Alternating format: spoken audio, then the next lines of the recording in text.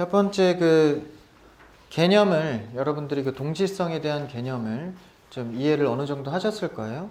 하나님의 객관적인 그리고 우리 편에서의 주관적인 의지와 결정들, 이 동질성에 대한 이해를 우리가 갖고 이제 이 구원의 서정에 대한 내용을 하나하나 좀 자세하게 살펴보도록 하겠습니다.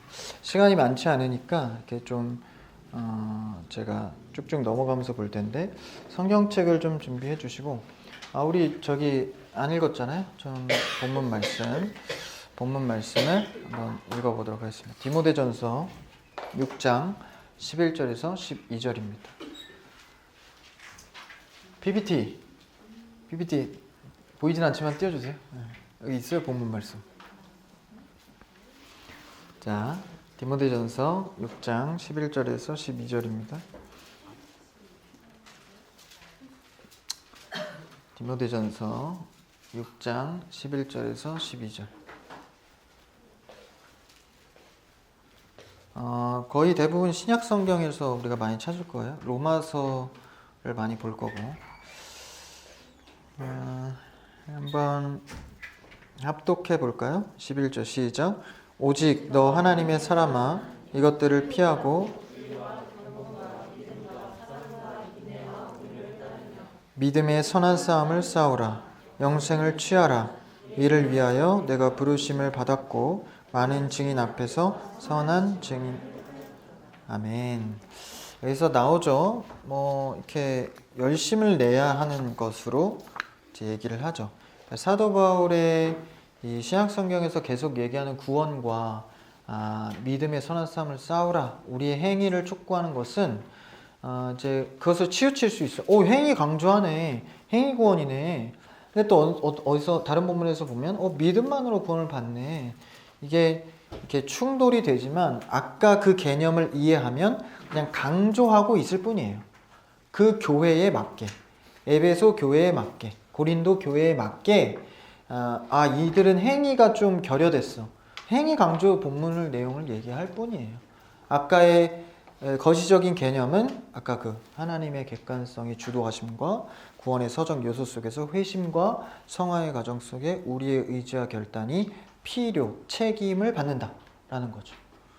그래서 우리가 그 모든 작정과 예정은 이미 태초 전부터 이루어졌고, 좀 아까 얘기한 거를 좀 다시 써볼까요? 소명, 부르심, 뭐죠? 적으신 분 없어요? 중생, 거듭남이라고 그랬어요.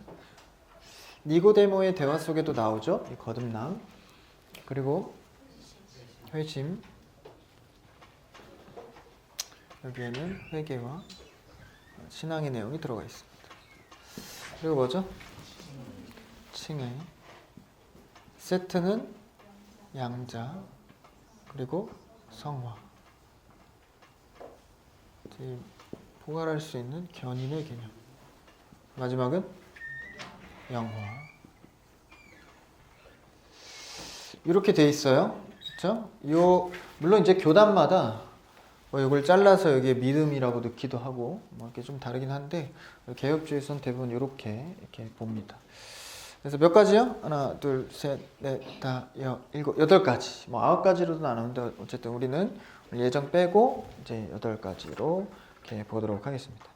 이것은 이제 이 과정은 구원받은 사람들의 필수 과정이에요. 필수.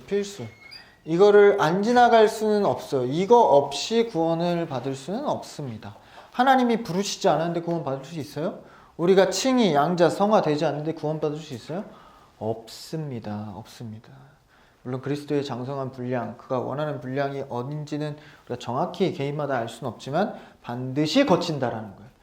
필수라는 것을 인식해야 합니다. 내가 하나님께 구원받고 은혜 받았어. 성화 나는 좀 거북스러워. 이렇게 할 수 없다는 거예요. 이 안에 들어오면 누구나 거치게 되는 과정이라는 거예요. 근데 뭔가 시간의 순서로 생각해보면 굉장히 복잡해 보이지만 논리의 과정, 흐름이기 때문에 우리가 이것을 시간을 지나 살아오면서 다 느끼는 건 아니에요. 바로 이 시점이다. 구원파에서 얘기하죠. 바로 몇 월, 3월 1일 2시 내가 구원받았어. 그런 게 아닙니다. 구원은. 그러니까 우리가 모르고 지나가는 경우가 많아요. 그렇죠? 그리고 우리가 알고 결단하는 부분들도 있다라는 거죠. 이런 걸 생각할 때 시비 거는 게 있어요. 뭐냐면 그럼 이렇게 필수 과정을 다 거쳐야 되는데 그러면 십자가상에서 양옆에 누가 있었죠? 강도가 있었죠. 구원받은 강도가 있어요. 하나님 믿으면서 살다가 십자가 매달린 건가 그 사람? 아니란 말이에요. 그 자리에서 예수님을 만나고 바로 네가 나와 함께 낙원에 있으리라. 천국을 구원을 받았어요. 이거 뭐 이런 거 안 거친 것 같은데 그 사람? 그죠? 근데 그 안에 고백에 들어가 있다라는 거예요. 굉장히 짧은 시간이죠.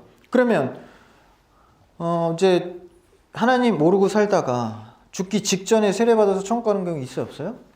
있어요. 있습니다. 뭐 어디까지가 진짜고 아닐 것 같은지는 모르겠어요. 모르겠지만 그런 경우가 있다라는 거예요. 그럼 이 필수 과정을 안 거친 건가? 그 고백과 생각과 하나님께서 그 안에 들어가서 일하시는 건 똑같다라는 거예요. 근데 그 특수한 경우를 갖고 이 보편적인 구원의 서정을 시비를 걸면 안 됩니다. 왜냐하면 십자가에 못 박힌 강도는 뭐예요? 그러니까 마음대로 살다가 주님 고백하면 구원 받습니다를 강조한 본문이 아니에요. 그리스도가 가운데 계시고 한쪽은 구원받은 성도, 구원받지 못한 성도를 보여주기 위한 본문이에요. 하나님 모르고 살다가 고백하면은 구원받을 수 있다는 방법론을 제시한 본문이 아닙니다. 그런 특수성을 갖고 이런 걸 시비에 걸면 안 되는 거예요. 그런 걸 시비에 걸면 저 같은 사람한테 걸리면 이제 슬라이스 치듯이 다 설명을 해주면서 이제 혼이 나게 되는 거죠. 농담이고 방법론을 제시한 본문이 아니에요. 착각하지 말 것은 지금 오늘 나에게 주시는 말씀으로 받아야 합니다. 항상. 그러니까 막 그런 얘기도 하잖아요. 뭐 어디 미국 어디에는 뭐 예수님 믿는 사람 술 마시던데요? 술 마셔도 되는 거 아니에요? 그럼 미국 가. 그 지역 가서 신앙생활해. 너무 유치한가요? 오늘 지금 나에게 주어진 신앙이 무엇인가를 봐야 한다라는 거예요. 자꾸 특수한 거 갖고 오고 본문 조금 떼와서 이거 이렇지 않아요? 그게 아닙니다. 그렇죠? 그리고 막상 따져보면 또 다 따질 수가 있어요. 그렇죠? 그런 특수한 것을 자꾸 성화 피해가려고 핑계대지 마시고 이 구원의 서정을 익혀서 담대하게 성화의 길을 가는 여러분들을 축복합니다. 그래서 이제 선택이 아닌 우리의 생애에 필수적으로 겪게 되는 것이다. 길든 짧든 험난하든 수월하든 무조건 겪게 되는 거예요. 좀 수월하기를 원하시죠? 수월하길 원하십니까? 아멘을 함부로 하지 마세요. 하나님이 그 마음을 아시고 너는 이 부분이 취약하구나. 광야 4년 뭐 이렇게 가는 거예요. 그러니까 고백을 항상 조심하십시오. 대학교를 비유하자면 필수 과목 120학점 정도 됐나? 몇 학점 됐죠? 몇 학점이요? 130? 그래가지고 참 우리 대한민국 학점 진짜 너무 많은 것 같아. 대학원도 막 100학점씩 듣잖아요. 이게 좀 잘못된 것 같은데 이 필수 학점을 듣지 않으면 졸업됩니까? 안 됩니까? 안 돼요. 선택 과목은 대체할 수가 있어. 근데 필수 과목 대체가 안 돼. 그걸 반드시 들어야 돼요. 그렇죠? F 되면 다시 들어야 돼. 그렇죠? 그래서 그 필수 과정이라는 것을 생각할 때 한 과목이라도 누락하면 안 된다라는 거예요. 특히 우리가 아까 살펴본 우리의 의지나 결단이 필요한 회심 부분, 성화 부분은 반드시 우리가 겪어야 한다라는 거예요. 대학은 다르죠. 고등학교는 뭐 검정고시로도 딸 수 있지만 대학은 검정고시가 없습니다. 그렇죠? 학점을 무조건 이수해야 돼요. 반드시 밟아야 합니다. 그래서 이것을 해가지 않으면 이제 우리의 성화의 과정도 시작되지 않죠. 우리의 행함과 행위가 잘 바뀌지 않는 이유는 뭐예요? 원하건대 육신이 안 되는 그런 한계가 있지만 왜 그게 안 됩니까? 이 원인이 구원의 서정에 대한 담대함이 없기 때문입니다. 하나님이 부르셨다는 확신, 날 거듭나게 하셨다는 확신, 나를 돌이키고 있다는 확신, 이것이 약하니까 내가 가는 것에 있어서 힘이 없는 거죠. 이 포스터 보면 위에서 자꾸 끌고 가고 있는 힘이 있기 때문에 이걸 보고 갈 수 있는 거예요. 그냥 보이지도 않고 잡히지도 않은 혼자 가려면 얼마나 힘이 듭니까? 되지도 않죠. 그래서 우리는 이 논리적인 영적인 세계를 우리가 보면서 구원의 소정에 대해서 알아보도록 하겠습니다. 소명 첫 번째죠. 소명은 부르심이에요. 부르심. 그런데 이 부르심은 전적인 하나님의 사역이죠. 그러니까 하나님의 객관성으로 그를 작정하신 대로 부르시는 거예요. 내 마음을 열어주시고 나를 초청해 주시고 이런 개념들이 다 이 소명입니다. 부르심, 초대하는 거죠. 여러분 하나님의 초대가 있어서 이 자리에 온 줄 믿습니다. 옆 사람과 고백하십시오. 하나님이 당신을 초대하셨습니다. 그렇게 하지 마시고 믿음으로 하세요. 하나님이 당신을 초대하셨습니다. 믿으시죠? 믿으시죠? 여기 회비 2만 원 내서 들어온 게 아니에요. 안 내신 분들 내세요. 그 2만 원 때문에 들어온 게 아니에요. 여러분 하나님이 초대해 주셔서 응할 수 있는 겁니다. 부르심이 없으면 응할 수도 없어요. 내가 아무리 잘난 척하고 하나님의 일을 한다 해도 부르시지 않으면 할 수 없습니다. 그래서 교회에서 어느 자리나 봉사에 부름 받았다는 것은 여러분 축복입니다. 할렐루야. 이것을 자꾸 비아냥대지 마세요. 이거 뭐 한다. 네가 해. 여러분 이런 거 하시면 안 됩니다. 장난으로라도 하시면 안 돼. 하나님이 부르신 자리를 거룩하게 여기시기를 축복합니다. 그래서 저는요, 아까도 뭐 이렇게 칠판 닦고 뭐 하고 준비 다 하잖아요. 굉장히 귀하게 보는 거예요. 하나님의 부르심을 힘입어서 섬기는 거잖아요. 그렇죠? 그런 부분들의 개념을 정확히 해야 된다는 거죠. 어릴 적에 제 초등학교 저학년이었던 것 같아요. 그때 이제 생일 잔치를 하면 지금하고 풍경이 좀 달라요. 그때는 이제 집으로 초대를 하거든요. 그럼 이제 초대장을 만들어요. 어디서 하나? 초대장을 만들어. 그 수기로 만들어요. 프린트하는 게 아니라 다 이제 대신 엄마가 해요. 다.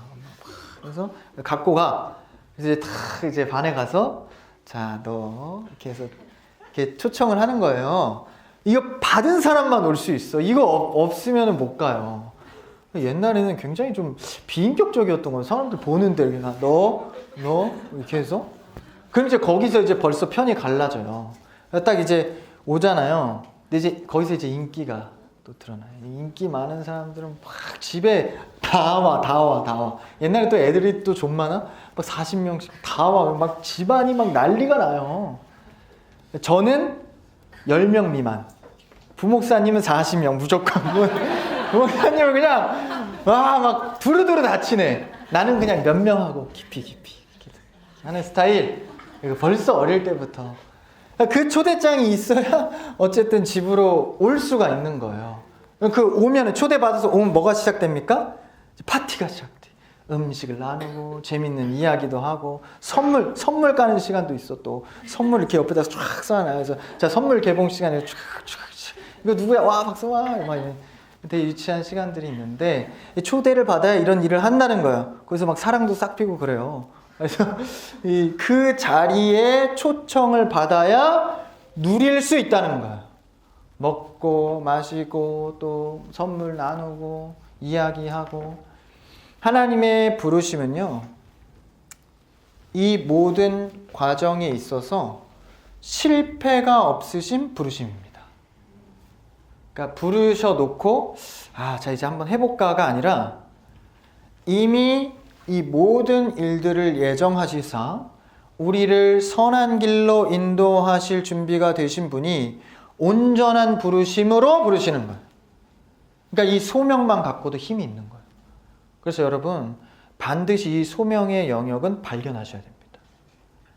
크게는 거시적으로는 뭐예요? 구원에 나를 초대하셨구나.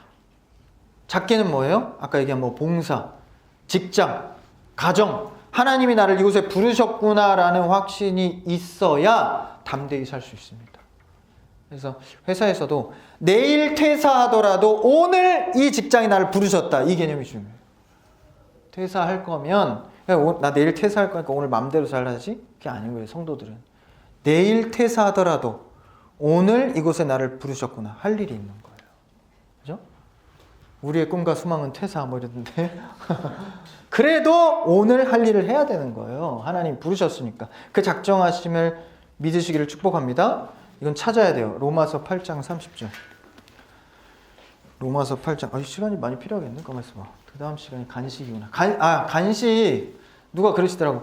아니, 한 시간에 또 간식을 먹어요? 너무 배부른데요? 그래? 그럼 내가 특강을 늘려줄게. 그랬더니, 그건 아니고요. 그건 아니고요. 네, 마음대로 하겠습니다. 3시 전에는 끝낼게요. 네, 로마서 8장 30절. 네, 중요한 이제 로마서 8장 구원의 서정인데 읽어볼까요? 시작. 또 미리 정하신 그들을 또한 부르시고 부르신 그들을 또한 의롭다 하시고 의롭다 하신 그들을 또한 영화롭게 하셨느니라. 여기 몇 가지 들어가 있죠? 근데 그 앞에 정하신 그들을, 예정이죠. 그들을 부르시고 나와 있죠. 이제 로마서 8장 30절은 이 분사 구분 없이 쭉 끊어지지 않고 이어가요. 그러니까 예정과 소명과 택하심 부르셨다는 것, 그리고 뒤에 이야기들이 쭉 이어져 가요. 그러니까 이미 소명으로 부르실 것을 작정해 놓고 해가는 거예요. 그러니까 즉흥적으로 부르신 게 아니에요, 여러분. 하나님은 여러분을 즉흥적으로 부르시지 않습니다. 저도 그 원리에 따라서 즉흥적인 걸 안 좋아해요. 그래서 계획적인 사람이어서 그런 게 아니라 ISTJ여서 그런 게 아니라 즉흥적인 걸 좋아하지 않아요. 하나님은 늘 작정하시고 부르시거든요. 그래서 우리도 늘 즉흥적인 걸 좀 많이 하지 마십시오. 물론 필요해요. 근데 우리는 항상 하나님 말씀 묵상하고 더 생각해보고 기다려보고 하는 습관이 필요합니다. 하나님은 우리를 그렇게 부르셨다라는 거예요. 이것은 우리의 주관적인 이해의 영역이 아니라 객관적인 은혜의 영역입니다. 그러니까 어떤 조건으로 부르신 게 아니에요. 너는 좀 성격이 잘 믿을 것 같아. 너는 좋은 환경에서 태어났구나. 조건적 부르심이 아니에요. 그분의 기쁘신 뜻대로. 할렐루야. 그러니까 얼마나 이게 축복이에요. 조건 보면 이게 다 탈락이야. 나 포함해서. 그죠? 우리가 얼마나 죄가 많아요. 우리를 왜 부르셔? 하나님의 뜻대로, 기쁘신 뜻에 따라 우리를 불쌍히 여겨서, 그분의 성품에 따라 우리를 불쌍히 여겨서 부르신 거지 우리 편에서 조건은 없습니다.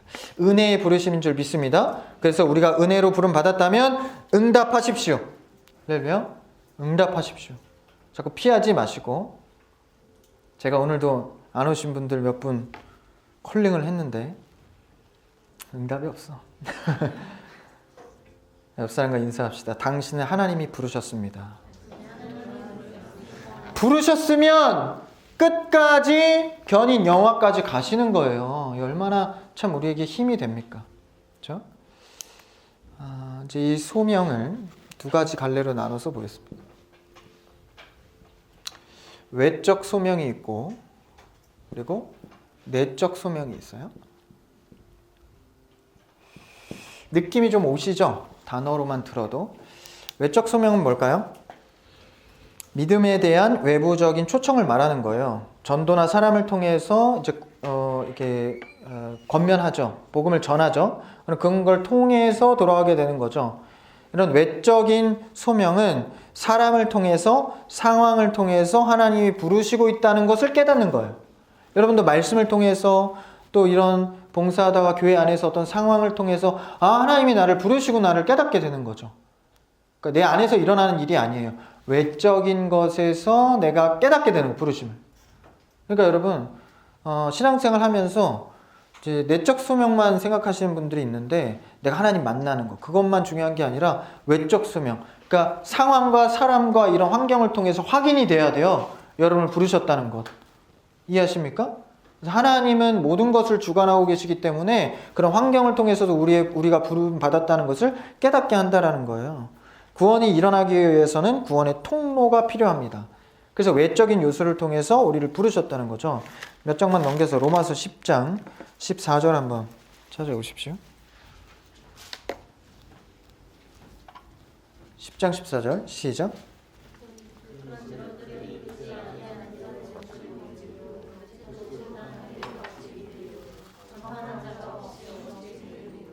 네. 외적인 것을 통해서. 믿음은 어디서 난다고요? 들음에서 나는 겁니다. 외적인 요소로 부르시는 거예요. 스스로 깨닫는 게 아닙니다. 하나님의 부르심을 깨달을 때는 외적인 것이 확인되고 깨달아져야 하는 것이죠. 하나님이 나를 부르셨다는 소명의 확신. 그래서 이제 삶의 시간 속에서 하나님의 부르심을 확인해가는 과정이 필요합니다. 만약에 여러분을 부르셨는데, 교회에 만약에 부르셨어. 믿음을 주셨어. 부르셨는데 사람들이 여러분을 통해서 세워지는 게 확인돼야 돼요. 저도 하나님 앞에, 전 로마서 8장으로 20대 초반에 부름을 받았거든요. 전 늦게 받았어요.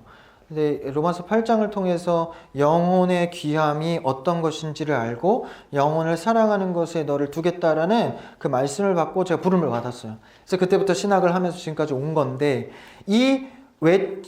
내가 받은 소명이 내적인 소명, 하나님과 내 안에서 말씀을 통해서 발견한 것만 있으면 안 됩니다.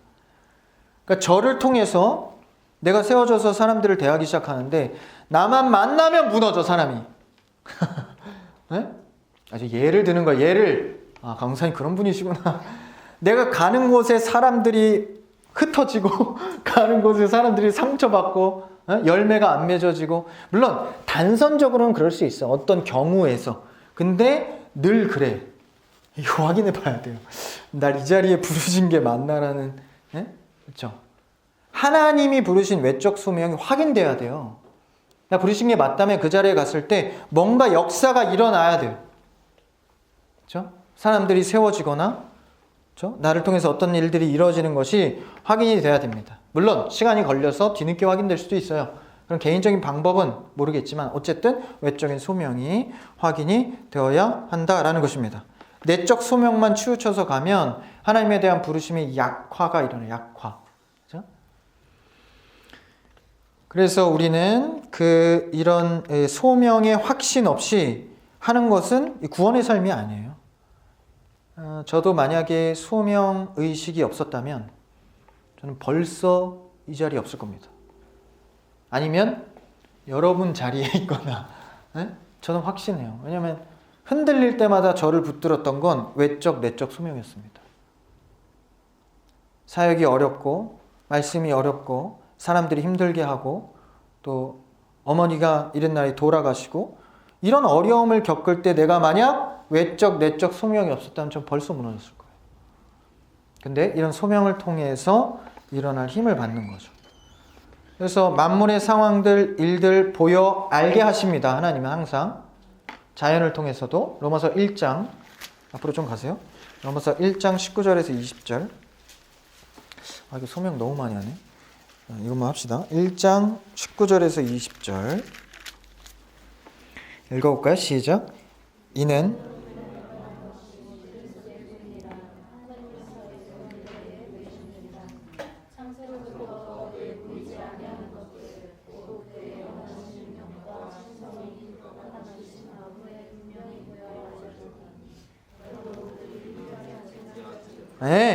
부르셨다는 확신을 날마다 가져가기를 축복합니다. 보이신다잖아요. 환경을 통해, 자연을 통해, 사람을 통해 보이신다잖아요. 점치라는 게 아니라 우리가 살아가다 보면 하나님의 부르심을 발견하게 된다라는 거예요. 우리의 의지로 하는 게 아니라 하나님 부르셨으니까. 내적 수명은 뭐예요? 간단하죠. 성령께서 우리의 주인으로 오셔서 직접적인 부르심을 내 안에서 깨닫게 하시는 거예요. 이것도 외부적으로 성령님이 오시는 거지만 환경, 사람이랑 다릅니다. 성령이 오셔서 내적 사역을 하는 거예요. 그래서 그 성령이 사역할 때는 뭘로 하시죠? 말씀으로 하세요. 말씀을 생각나게 하리라. 말씀을 내적으로 깨닫게 하시고, 저도 로마서 8장으로 받았다고 말씀을 드렸어요. 그래서 이 내적, 외적 소명이 강할수록 우리의 신앙의 흔들림은 적을 수밖에 없습니다. 하나님이 부르셨다는 확신이 내적, 외적이 있으면 당연히 흔들리지 않을 수 있는, 롱런할 수 있는 비결이에요. 여러분, 소명의식을 확실히 하는 여러분들에게 축복합니다. 신앙적으로나 여러분 삶 안에서도 마찬가지예요. 나를 인격적으로 만나주셔서 구원으로 초대하고 있다는 확신. 그래서 인격적인 만남이 중요한 거예요. 부르셨다는 확신을 인격적으로 받게 되는 거죠. 김춘수의 꽃 아세요? 김춘수의 꽃 들어보셨죠? 오래되셨을 텐데 제가 한번 읽어줄게요. 내가 그의 이름을 불러주기 전에는 그는 다만 하나의 몸짓에 지나지 않았다. 내가 그의 이름을 불러주었을 때 그는 나에게로 와서 꽃이 되었다. 내가 그의 이름을 불러준 것처럼 나의 이 빛깔과 향기에 알맞은 누가 나의 이름을 불러다오. 그에게로 가서 나도 그의 꽃이 되고 싶다. 김춘수 꽃이에요. 일부를 발췌했는데 하나님이 불러주지 않으면 우리의 삶에 의미가 없는 겁니다. 어디로 가야 하고 내가 어디서부터 왔고 무엇을 하며 살아가야 될지 그가 불러주셨을 때 하나님이 외적 내적 소명을 주셨을 때 담대할 수 있는 거예요. 꽃이 되는 거죠. 부르심의 확신으로 신앙의 버팀목이 되기를 축복합니다. 자, 이제 소명을 통해서 우리가 거듭나는 과정을 이제 가져야 할 텐데 부르셨으면 이제 일하시겠죠. 뭔가를 부르셨으니까 그 첫 번째 일하심이 뭡니까? 이제 중생입니다. 중생. 두 번째죠. 얘기했듯이 거듭남이에요. 거듭남.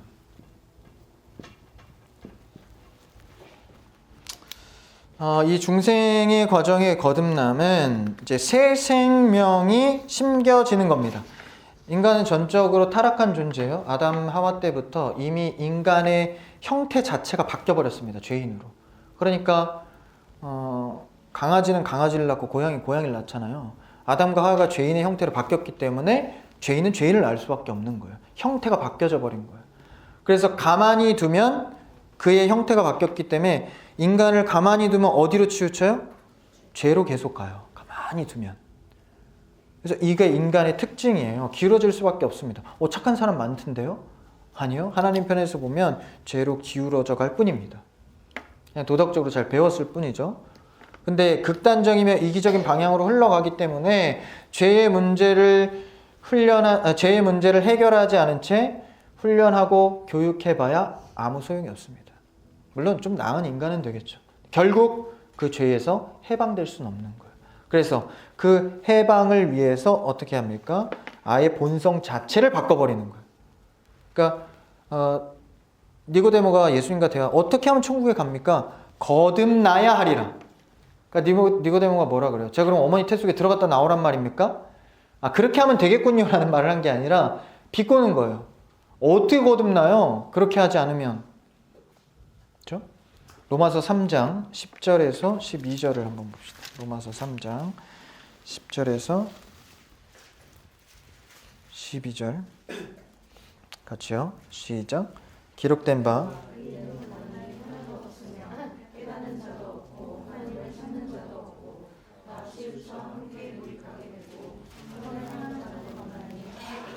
이게 우리의 모습이라고요. 그렇죠?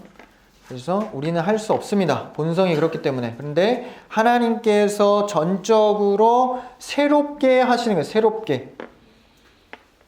그래서 이것도 우리의 노력과 선택이 아닌 역시 객관적인 하나님의 은혜입니다. 완전히 새로운 형태로 변화시키는 거죠. 그러면 이제 영혼은 보이지 않지만 우리 영이 새롭게 되는 거예요. 영은 뭐로 알 수 있을까요? 기능으로 알 수 있습니다. 영은 기능으로 아는 거예요. 영혼 본 사람, 내 영혼 봤다 나. 유체 이탈에서 한번 본 적 있다. 영은 보이지 않습니다. 그렇죠? 기능으로 아는 거예요. 여러 가지 영의 기능이 있지만 오늘 주제는 아니니까 그 중에 하나는 바로 영의 기능 중에 하나가 의지입니다.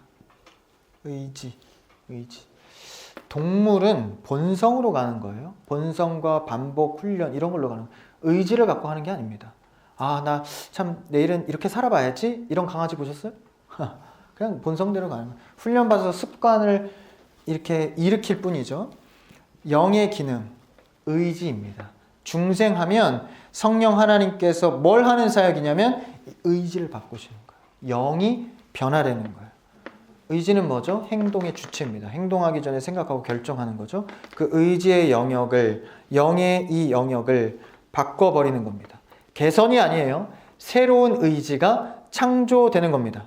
그래서 이를 중생이라고 하죠. 물론 이런 다른 지성의 요소들이 방해를 해요. 육신의 생각들이 있기 때문에 아무리 의지를 바꿔도 계속 유혹에 빠지죠, 사람이. 그렇죠? 이제 뒤에 요 뒤에 다 할 일이고 일단 중생만 보는 거예요. 그래서 우리의 의지를 바꾸는 이로써 말씀을 배우고자 하는 자세가 생기는 거예요. 이로써 알고 싶어하는 마음이 생기는 거예요. 그분으로 사는 것을, 그분으로 배워 사는 것을 추구하게 되는 겁니다. 여러분이 만약에 하나님을 믿고 교회를 다닌다고 하면서 배우고 싶고 주님을 알고 싶고 뭔가 추구하는 것들이 없다면 여러분들은 중생의 영역에 들어가지 않을 수 있습니다. 부르심만 받을 수 있을 수 있어요. 그러니까 중생의 영역으로 들어가려면 그 현상이 일어난다라는 거예요. 물론 이제 그런 일들이 이제 어떤 경중이 있을 수는 있지만 그런 게 생겨난다라는 거예요. 이 중생은 마치 이 국적을 바꾸는 것과 비슷해요. 신분이 바뀌는 거죠. 근데 갑자기 국적이 바뀐다고 언어나 행동 습관도 다 바뀌나요? 그냥 신분만 바뀌는 거예요. 신분만. 그래서 내가 미국인이 됐어. 미국 사회를 추구해야지. 그 안에서 영어를 해봐야지. 미국 좋다라고 신분이 바뀐 거지. 언어나 생활 양식이 한 번에 통째로 바뀌는 게 아닙니다. 그렇죠? 신분이 바뀌었다라는 게 중생이에요. 이것을 점진적으로 이제 해결해가는 미국인에 맞게 살아가는 게 바로 성화입니다. 신분이 바뀐 채로 이제 그에 맞게 살아가는 걸 의미하는 거죠. 중생을 하나님이 찾아와서 중생시킬 때 내가 받아야 중생이 일어난다고 생각할 수 있는데 그게 아닙니다. 내가 받아들여야 중생이 된다면 구원의 주체가 뭐가 돼요? 이건 객관적이에요. 주관적인 나로 또 돌아오는 거예요. 알미니안이죠. 내가 받아들여서 중생이 되는 게 아닙니다.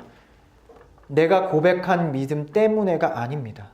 주님이 고백할 수 있도록 하신 거죠. 그래서 성경에 믿을 수 없는 거 투성이에요. 뭐 물이 갈라지고 공중에 떠서 걸어다니는 이거는 믿을 수 있는 영역이 아니죠. 여러분 믿어지잖아요. 이 중생의 영역이다라는 거. 죽은 우리가 죽은 상태에 내 속에 일방적으로 그분이 와서 죽은 내용을 깨우는 거죠. 디도서 3장 5절 한번 찾아볼까요? 디도서 찾기 좀 어려워요.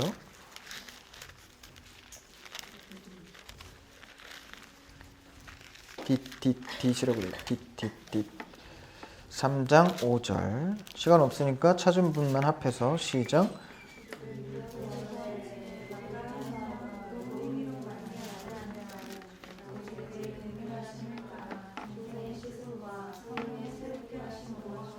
네, 불쌍히 여기셔서 중생에 거듭나게 해주시는 거예요. 이 죽은 나사로를 보고 우시잖아요, 예수님이. 불쌍히 여기는 거. 뭘? 나사로 자체를? 아니, 인류의 죽음의 문제 앞에 아무 속수무책인 사람들을 보시고 우시는 거예요. 불쌍히 여기셔서 중생, 성령이 찾아 새롭게 거듭나게 하는 거죠. 중생은 성령님의 전적인 사역입니다. 그래서 하나님의 말씀을 의지하는 역사이기도 하죠. 교회 다니면서 봉사는 다 하는데 중생의 역사를 겪지 않으면 늘 제자리입니다. 한계를 물리적으로만 해결하는 것 아니죠. 신분이 바뀌어야 합니다. 중생 넘어가서 이제 회심. 회심 세 번째죠. 회심은 이제 우리의 주관적인 의지가 자유의지죠. 들어갑니다. 이거로 많이 아니에요. 하나님께서 은혜 가운데 주관적 의지를 통해서 해가시는 사역이 회심입니다. 우리의 역할과 책임이 필요하죠. 이제 회개가 필요한 영역입니다.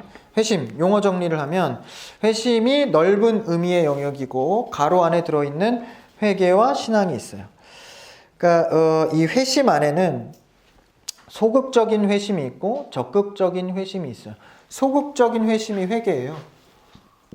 이제 소극적인 게 회개, 적극적인 게 신앙이라고 할 수 있어요.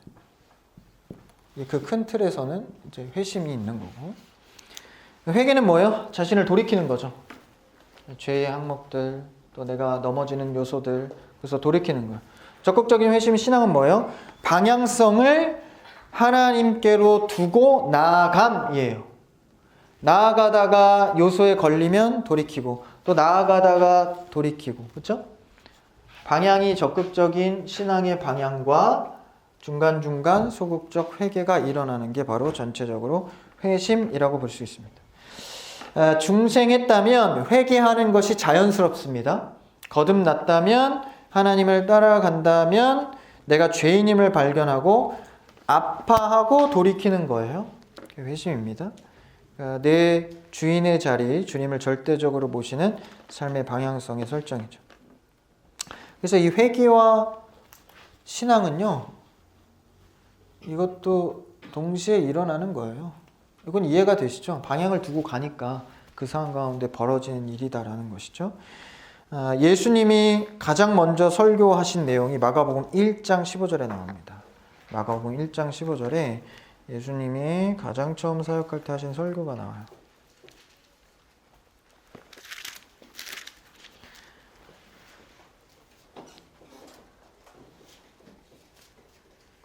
읽어볼까요? 시작. 이르시되 때가 찼고 하나님의 나라가 가까이 왔으니 회개하고 복음을 믿으라. 이게 이제 예수님이 처음 사역할 때 하신 설교, 회개하라라는 거죠. 그리스도인으로 서기 위해서는요, 여러분 회개의 강을 반드시 건너야 합니다. 회개 없는 신자는 불가능합니다. 회개라는 복음을 선포하지 않는 시대가 바로 오늘날 시대입니다. 눈치 보는 거예요. 좋은 거를 제공해주고 좀 편하게 해주려고. 회개하십시오. 그건 죄입니다. 성경에서 명하건대 하나님의 뜻이 아닙니다. 라고 말하는 것을 거북스러워하니까 더 이상 회개를 뒷전으로 놓는 시대가 돼버렸어요. 그래서 그냥 잘합니다. 좋습니다. 잘하고 있어요. 격려하는 신앙생활로 바뀌었다라는 거예요. 여러분 근데 예수님은 기억하십시오. 처음 사역하실 때 먼저 선포한 게 뭡니까? 회개하라. 회개하라. 그래서 우리의 삶에서 죄에 대한 이것은요, 아파함이 있어야 됩니다. 아파함, 찔림이 있어야 되는 거예요. 찔림이 없이 어떻게 회개를 하겠어요? 베드로가 설교를 하니까 듣는 사람들이 어떻게 했죠? 어찌할꼬. 야, 내가 말씀을 들어보니까 어찌할 바를 모르는 이 죄인을 어찌할꼬. 이 죄를 어떻게 사함 받을까? 어찌할꼬 하는 사람들에게 베드로가 대답했죠. 회개하여 죄사함을 받으라. 회개하여 죄사함을 받는 여러분 되기를 축복합니다. 사실 이 회개는 좀 두 가지로 나뉘어요. 궁극적으로는 이제 하나님과 멀어진 것에 대한 회개를 하는 겁니다. 그러니까 내가 하나님을 모르고 살았다는 것에 대한, 하나님 없이 살았다는 것에 대한 큰 틀에서의 회개를 하는 거예요. 우리가 평소에 갖는 회개는 뭐죠? 죄 항목에 대한 회개가 많아요. 근데 그것보다 이 회개는 하나님과 상관없이 살았던 근본적인 회개를 하는 거예요. 모태신앙 어떻습니까? 모태신앙은 이거 필요 없을까요? 그렇지 않아요. 나이가 자람에 따라, 이성의 생각들이 자람에 따라 이 영역이 들어오게 되는 거예요. 아, 내가 하나님을 없이 하나님 모르고 살았구나. 어느 나이일지 모르겠지만.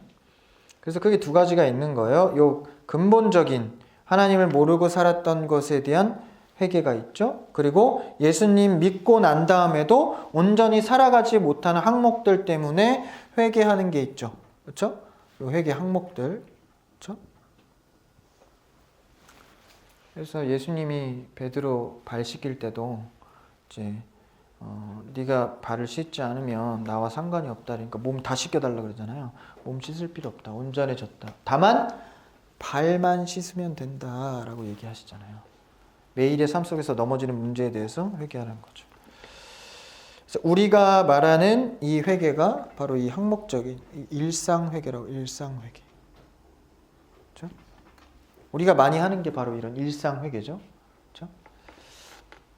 근본적인, 궁극적인 회개는 또 이제 따로 있죠.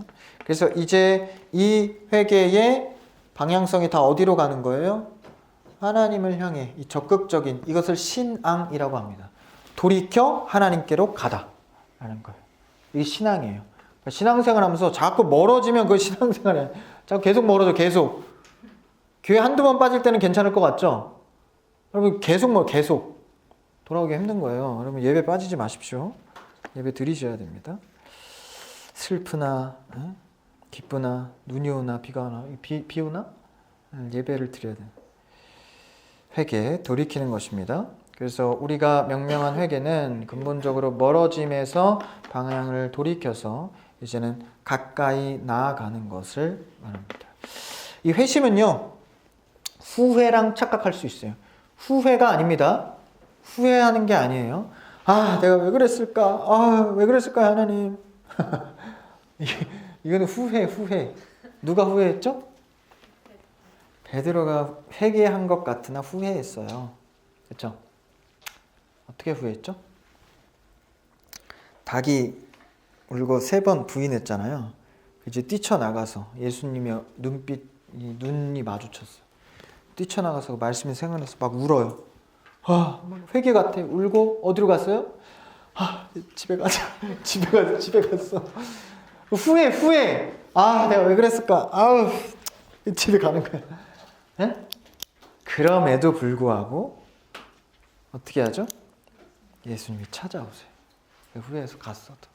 그래서 그때 회개를 받죠. 네가 나를 사랑하느냐. 그러니까 책임지시는 거예요.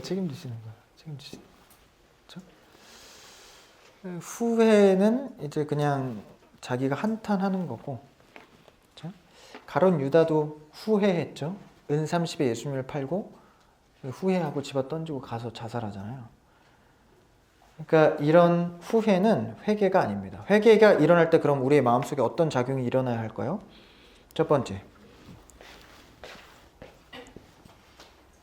지적인 회개가 있습니다. 지적인 회개는요, 깨달아 아는 거예요. 지성적으로 내가 인식을 하게 되는 겁니다. 말씀을 통해서 보통 알죠? 죄가 죄인 줄 알게 되는 거예요. 율법 앞에 서면 죄를 깨닫게 하는 기능이 있죠? 율법은 로마서 말씀에. 그러니까 말씀을 통해서 죄가 죄인 줄을 깨닫는 거예요. 이 지적인 회개죠. 그래서 죄를 죄인 줄 알게 되는 겁니다. 왜냐? 하나님의 말씀은 객관성이니까. 말씀을 통해 죄가 죄인 줄 아는 거죠. 그 다음 두 번째는 정서적 회개가 있어요. 이 지적인 회개가 일어나면 멈추지 않습니다. 정서적 회개로 연결되게 되어 있어요. 가슴이 아픈 거예요. 아, 이게 죄구나. 베드로 설교 들은 자들도 어찌할꼬 마음에 통회함이 생기는 겁니다. 애통함이 생기는 거예요. 슬픈 거예요. 내가 긍휼함이 느껴지는 거예요. 나로 인해 십자가 지신 그분 생각하면 마음속에 감정의 동요가 있죠. 정서적 작용이 일어나는 겁니다. 이건 ISTJ랑 상관이 없어요. 누구나 일어나는 거예요. 비통해지죠. 그 다음 세 번째, 보통은 여기서 끝나버려요. 이렇게 하면 안 됩니다. 의지적 회개까지 나아갑니다. 의지적 회개. 이게 뭐가 필요하다 그랬어요? 우리의 주관적인 의지와 행동이 필요하다 그랬잖아요. 회개하고 하나님 아픕니다, 아파요 이러고 일어나서 집에 이거 안 돼요. 의지적 회개까지 나아가야 됩니다. 아, 그래서 이제 내가 이렇게 살아가야겠다. 움직여야 되는 거예요. 그렇죠? 의지가 이제 동기가 부여됐잖아요. 지적인, 정서적인. 이제 그렇게 살려고 의지. 디모데전서 6장 우리 그 읽은 본문에 보면 믿음의 선한 싸움을 싸우라, 영생을 취하라. 할렐루야. 굉장히 공격적이고 의지적이잖아요. 이게 필요하다라는 거예요. 그래서 이렇게 회개가 작동될 때 일어나는 우리 안의 반응들입니다. 중생하고 차이가 뭐죠? 중생은 전적인 하나님의 사역이고 회심은 우리의 의지를 필요로 하는 겁니다.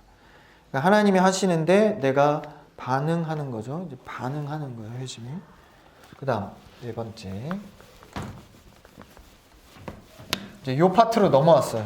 요 세트 파트로 넘어왔어요. 칭의입니다. 그렇죠? 의롭다 칭함을 받는 거예요. 이거야말로 하나님 앞에서의 전적인 사역입니다. 죄인된 우리를 거룩하다고 의롭다고 칭해 주신 하나님의 객관적인 사역인 거예요. 그렇죠? 죄인된 우리가 어떻게 거룩한 하나님께 올바로 설 수 있습니까? 이 법정적 선언이 필요해요. 그러니까 그 사람이 착한 사람이건 못난 사람이건 법정에서 무죄 땅땅땅 하면 그 사람 성격하고 상관 있어 없어요? 상관없어요. 가정환경 상관없어요. 법정적으로 선언이 되면 그 사람은 무죄인 거예요. 성격이 나빠도. 요새는 여론으로 법을 다 뒤집으니까 또 이게 좀 말의 약화가 되는데 어쨌든 통상적으로 그렇다는 거예요. 칭의는 법정적 선언입니다. 그러니까 우리가 죄 많고 흠 많고 과거에 어떻게 살았고 조건으로 따지는 게 아니에요. 여러분 그 조건 따지면 우리 의롭다고 칭함을 못 받아요. 근데 그냥 의롭다고 칭해줘 버리시는 거예요. 법정적으로 선언하는 거예요. 그러니까 사탄과 다른 사람이 내 구원에 대해서 간섭할 수 있다 없다? 없다라는 거예요. 그분 객관적인 그분이 나를 선언해 주셨기 때문에. 근데 조건부가 아니라고 했는데 사실은 긴밀하게 보면 조건부예요. 어떤 조건일까요? 예수 그리스도가 그 조건을 해결하셨기 때문에 이 조건을 통해서 조건 없는 것처럼 보여주는 칭이지만 실제 그 조건은 뒤에서 예수 그리스도가 다 이루신 겁니다. 우리의 죄를. 그래서 그 보혈의 공로의 은혜로 의롭다 하시는 거예요. 의롭다. 해결해 주신 거죠. 그래서 이것을 옷의 개념으로 이제 성경은 나타내요. 아담과 하와가 처음에 어떤 옷을 입었죠? 죄를 짓고 부끄러웠어요. 자신이 헐벗고 있는 게 부끄러워졌어요. 그래서 옷을 해 입죠. 나뭇잎 옷을 해 입어요. 그렇죠?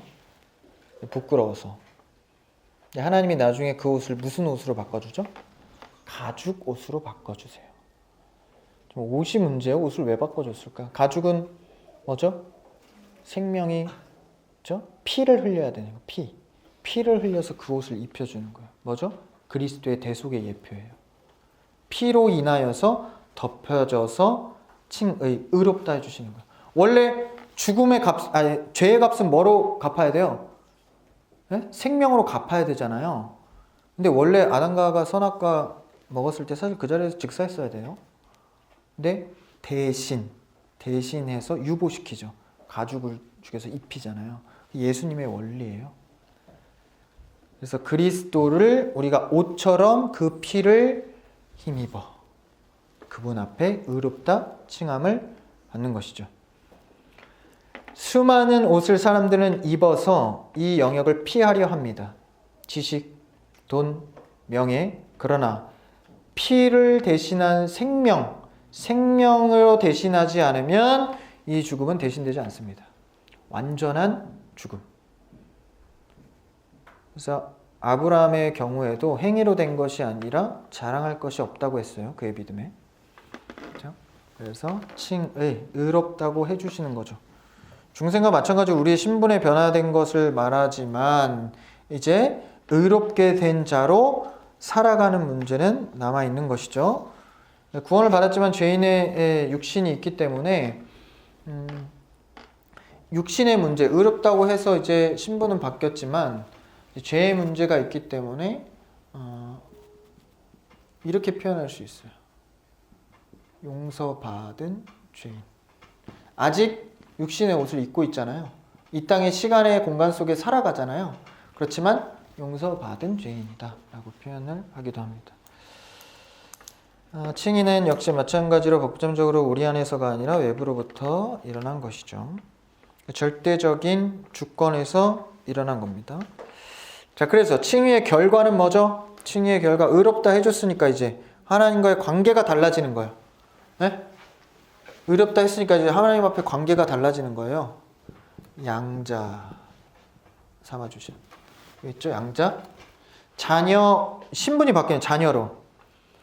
요한일서 3장이죠. 요건 좀 찾아봅시다. 요한일서 맨 끝에 있어요. 뒤에. 요한일서, 계시록 전전, 요한일서 3장 2절 좀 찾아봅시다. 같이 시작. 사랑하는 자들아, 우리가 지금은 하나님의 자녀라.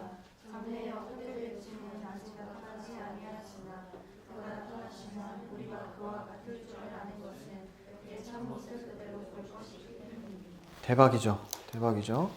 그리스도와 같이 자녀 삼아주는 상속권. 하늘의 나라의 것들을 다 누린다. 이것이 시간, 잘 들으세요. 이미 받은 거예요. 그러나 시간 속에 아직, 이거 신학적인 용어예요.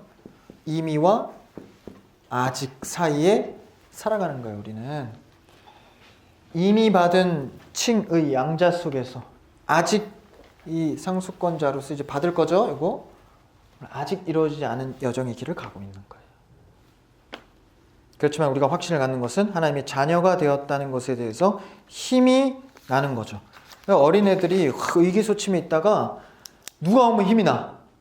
엄마 아빠가 갑자기 탁 등장하면 괜히 막 힘이 나는 거예요. 그래서 제가 예전에 여기 초등부 예배 드리는데 이제 유초등부 예배 드리는데 제 조카가 있어요. 하나라고. 이제 처음 1학년을 올라온 거예요. 작년에 처음 올라온 거예요. 처음. 그러니까 이제 6학년까지 다 있었거든요. 애가 안 그래도 쫄보예요. 애가 마음이 약해. 근데 이제 올라왔는데 막 형들도 있고 이러니까. 근데 그날 어떻게 제가 이제 이 자리가 비어서 이걸 설교를 대신해 주러 왔어. 그래갖고 이렇게 딱 오는데 이게 이 조카가 하나가 이게 앞에 앉아 있더라고요. 벌써 표정이 확 바뀌는 거예요. 나중에 물어봤어. 너 처음 올라왔는데 어땠어? 그러니까 형들 때문에 무서웠는데 갑자기 삼촌이 나타나서 너무 좋았어. 이러는 거예요. 부듯. 근데 그 얘기를 듣는데 야, 내가 정말 이 사랑하는 자, 든든한 자, 그런 자가 나타나면 괜스레 힘이 나는 거예요. 그렇죠? 하나님께서 우리를 양자 삼아 주셨다는 것은 아직이란 개념 속에 우리가 살아가긴 하지만 이미 양자 삼아 주셨기 때문에 힘이 나는 겁니다. 그래, 내가 하나님의 자녀지. 주님이 나를 양자 삼아 주셨지. 이거는 변하지 않지. 힘이 나는 겁니다.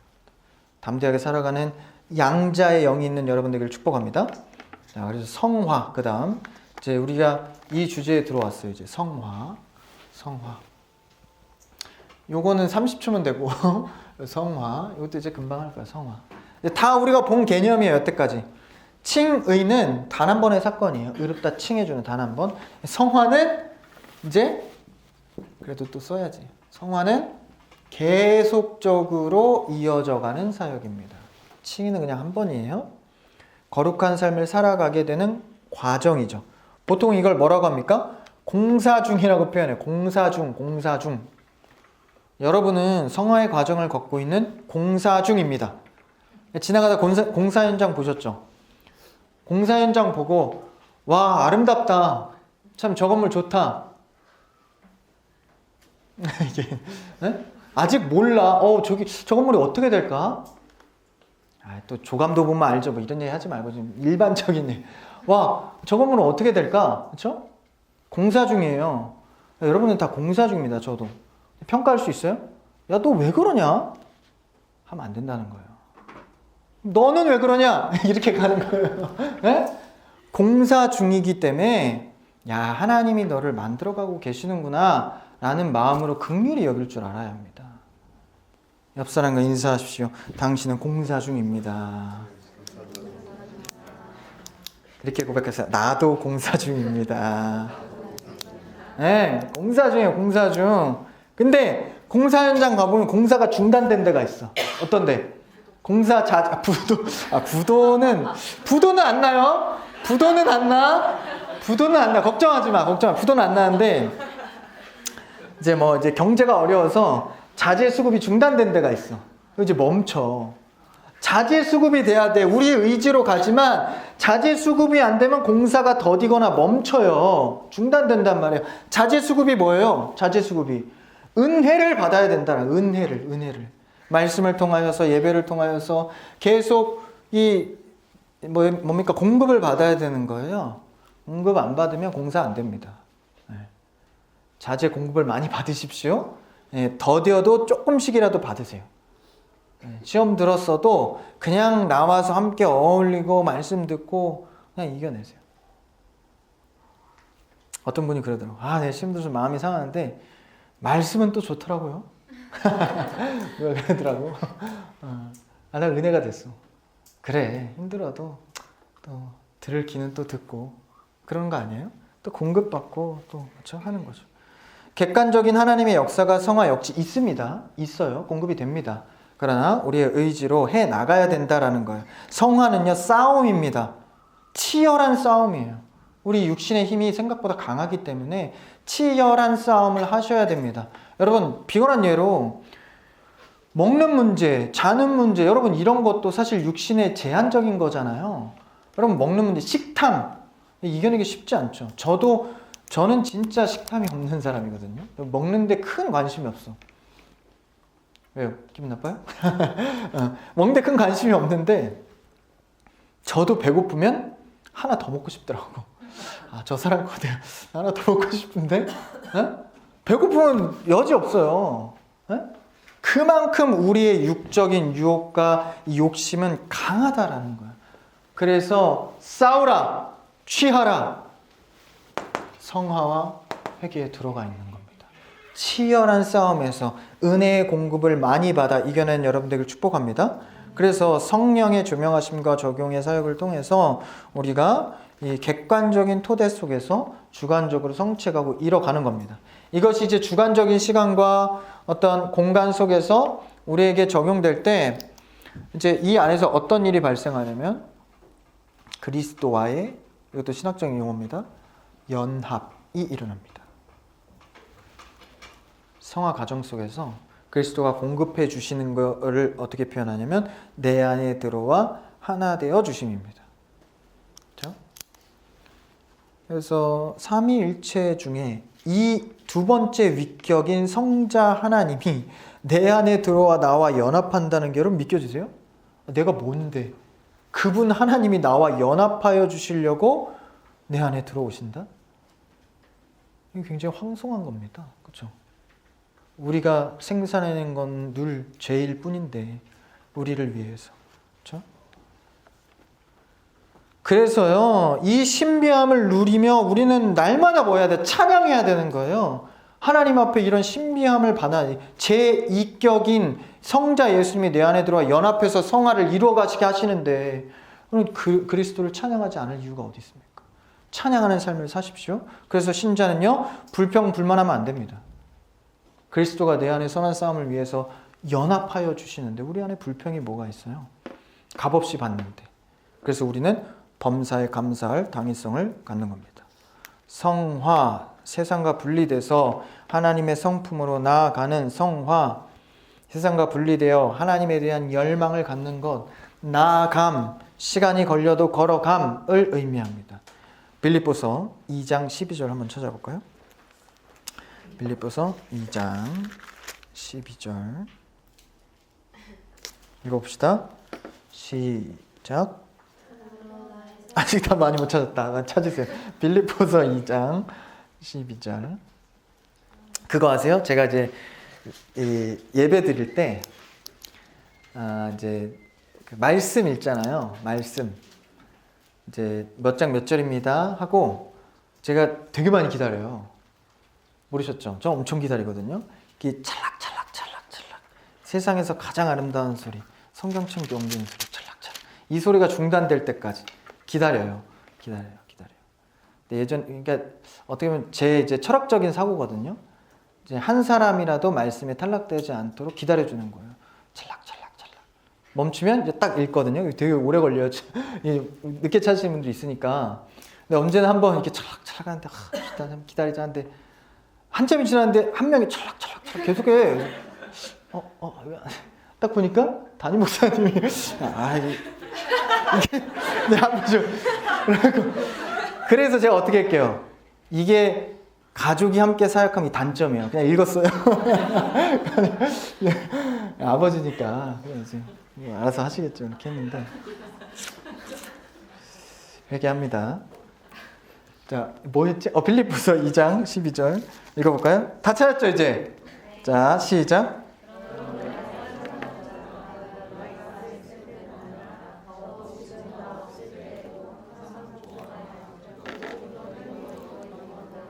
두렵고 떨림으로 너의 구원을 이루라. 이제 이런 본문들이 이해가 되시죠? 하나님이 전적인 구원 사역 아닌가? 왜 두렵고 떨림으로 하라 그러지? 우리가 성화의 과정은 우리의 주관적인 일들, 의지가 필요하기 때문에 그걸 강조한 본문인 거예요. 그렇게 이제 나누시면 이제 성경이 들어오기 시작합니다. 그래서 구원을 이루라. 지속적으로 노력하는 걸 말하는 거예요. 착각하지 마십시오. 행위 구원이 아닙니다. 이 노력 때문에 받는 게 아니에요. 하나님께서 성화 과정 속에 우리의 노력이 필요하다고 말씀하시는 거예요. 해야 된다고 말씀하시는 거예요. 책임감이 부여됐다고 말씀하시는 거예요. 피하지 마십시오. 싸우십시오. 노력하십시오. 중생과 칭의는 전적인 하나님의 은혜로 되어진 것이면 회심과 성화는 우리가 노력해야 되는 영역입니다. 그렇지만 홀로 주지 아니하시고 하나님께서 자재를 공급해 주세요. 자재 공급을 중단하지 마시고. 그래서 많은 사람들이 두렵고 떨림으로, 그렇죠? 이렇게 하는 것을 내가 한다고 생각을 해요. 근데 그것이 아니라 여전히 우리는 이런 역할을, 은혜를 통해서 한다라는 것이죠. 그래서 성경은 인간의 역할에 대해서 중요하게 생각하는 본문이요, 사실 훨씬 더 많아요. 그렇죠? 인간이 어떤 것을 열심히 하고 뭐 이런 것들을, 어떤 역할을 감당하고 이런 것들이 훨씬 더 많이 나와요. 하나님이 인격적이신 분이기 때문에 성화의 과정에서 어떤 입력하면 출력되고 이런 로봇적인 인생을 살길 원하지 않으세요. 네가 나랑 인격적으로 교제하며 어느 길을 가길 원하냐, 밀어주시고 도와주시는 거죠. 포스터처럼 쫙 가는 거예요. 우리는 뒤에 끌려서 가는 거죠. 여러분, 우리는 죄성을 가진 육신을 가지고 있어도 신분이 바뀐 자들입니다. 명심하십시오. 바뀐 신분이 있다면 여러분 이제 노력해야 합니다. 로버트 맥체인 목사님이, 유명하신 설교가 목사님인데, 그분이 이런 말씀을 하셨어요. 우리 자신을 한 번 볼 때마다 그리스도를 10번 바라보라. 그러니까 우리가 할 일이 있지만 그리스도를 바라보면서 하라 이거예요. 그리스도를 바라보면서.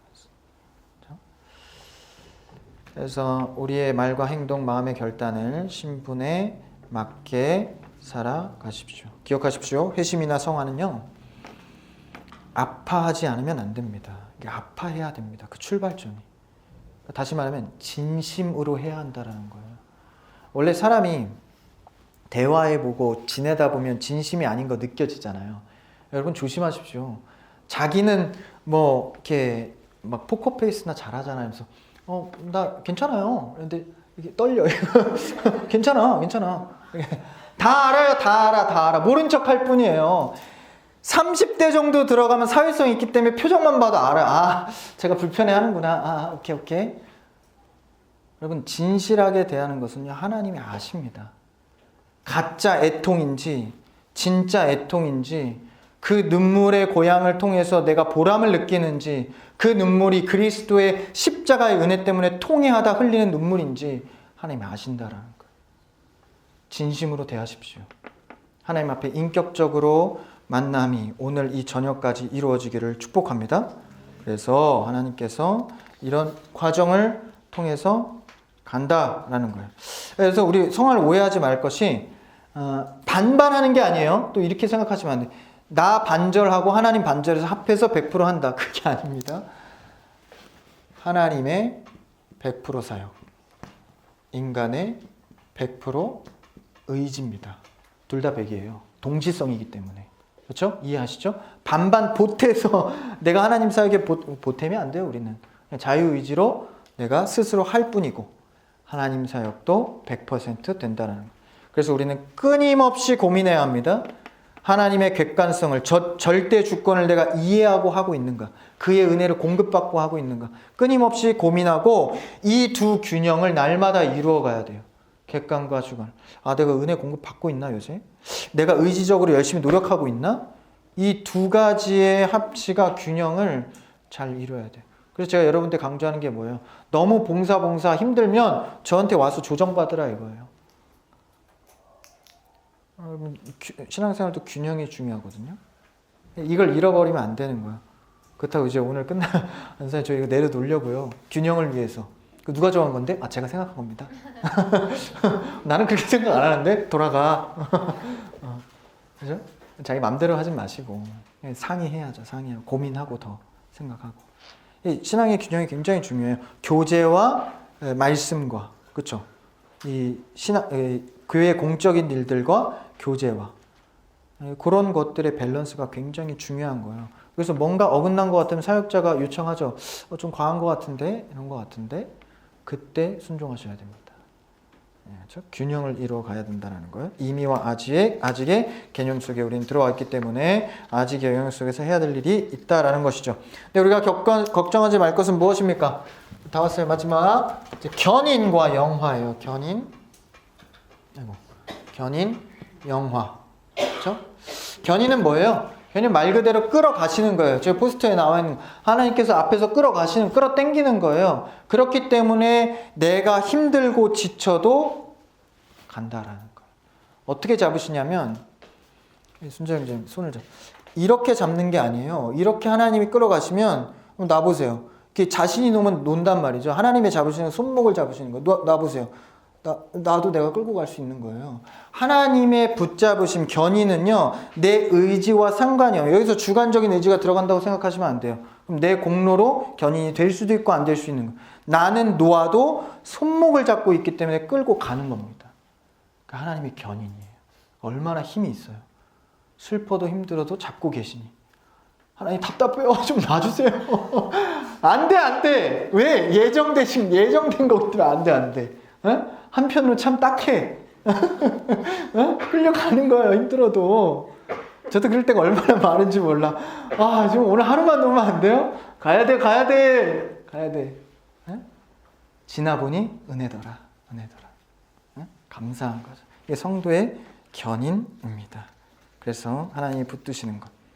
끝까지 끌고 가지고 결국 도착하는 게 뭐예요?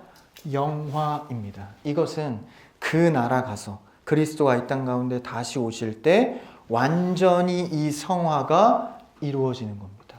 이 모든 것들이 온전하게 이루어지는 게 영화입니다. 그와 같이 되어서. 그렇죠? 그래서 완성하실 천국에서 온전하게 되는 것을 말합니다. 이건 확인해야겠죠? 빌립보서 1장 6절.